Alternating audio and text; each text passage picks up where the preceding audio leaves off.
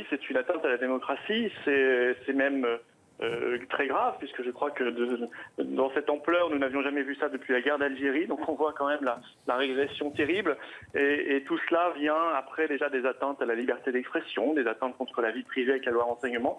Bref, ce gouvernement recule en permanence et ne fait pas respecter les principes démocratiques. Et puis, c'est aussi une forme de démission face aux casseurs. L'État avoue donc qu'il n'est pas capable ou qu'il n'a pas la volonté de neutraliser les milices, les casseurs qui perturbent régulièrement les manifestations et qui saccagent des centres-villes comme ils l'ont fait à Paris, à Nantes, à Rennes, etc.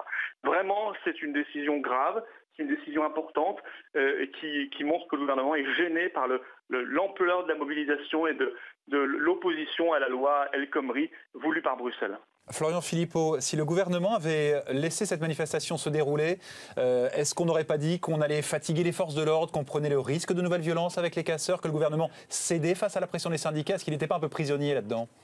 De toute façon, les syndicats de policiers vous expliquent que ça ne changera pas grand-chose pour eux, et peut-être même au contraire, parce qu'il est assez illusoire de croire qu'on pourra interdire la manifestation de plusieurs milliers ou dizaines de milliers de personnes, et même on prend le risque de violence supplémentaire en créant cette forme de violence symbolique de l'interdiction.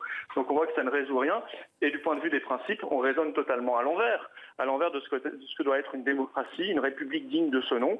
Demain, peut-être qu'on interdira des meetings politiques sous le même prétexte, en disant écoutez, on est incapable d'assurer la sécurité, donc on préfère interdire votre meeting politique, et on verra toute la démocratie partir en lambeaux progressivement.